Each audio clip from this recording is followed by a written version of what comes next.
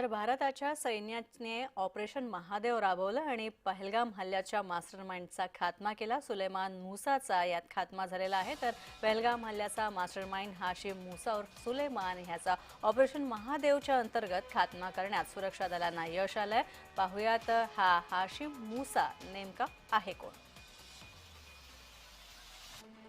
हाशिम मुसा उर्फ सुलेमान नावानं वावरत होता। तर हाशिम मुसा उर्फ सुलेमान हा पाकिस्तानी सैन्यातला निवृत्त कमांडो आहे। पहलगाम हल्ल्याचा मास्टरमाइंड पहलगामवर झालेल्या दहशतवादी हल्ल्याचा मास्टरमाइंड हाशिम मुसा हाच होता। त्यानेच हा कट रचला होता आणि पाकिस्तानी लष्कराच्या स्पेशल सर्व्हिस ग्रुपचा पॅरा कमांडो म्हणून त्यानं ट्रेनिंग सुद्धा घेतली होती।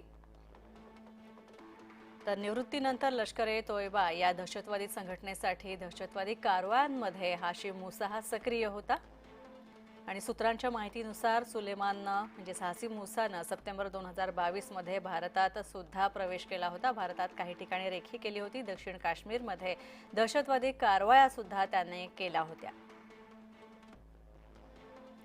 तर 22 एप्रिल 2025 रोजीच्या जम्मू काश्मीरच्या पहलगाममध्ये झालेल्या दहशतवादी हल्ल्यातला हाशिम मुसा हा मुख्य आरोपी आहे। 2024 ऑक्टोबरमध्ये गांदरबल परिसरामध्ये 7 नागरिक आणि बारामुल्लामध्ये 4 सैनिकांची हत्या सुद्धा हाशिम यानं केली होती आणि भारतातील 6 दहशतवादी हल्ल्यात हाशिम मुसा याचा सहभाग असल्याची माहिती आहे। तर पहलगाम हल्ल्यानंतर मुसाला शोधण्यासाठी दक्षिण काश्मीरच्या जंगलामध्ये कसून सर्च ऑपरेशन राबवण्यात आलं होतं।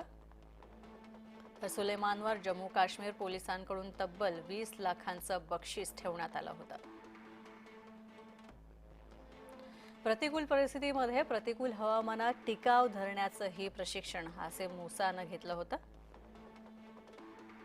तर सैन्याच्या ऑपरेशन महादेवमध्ये हाशिम मुसा उर्फ सुलेमानचा खात्मा झालेला आहे।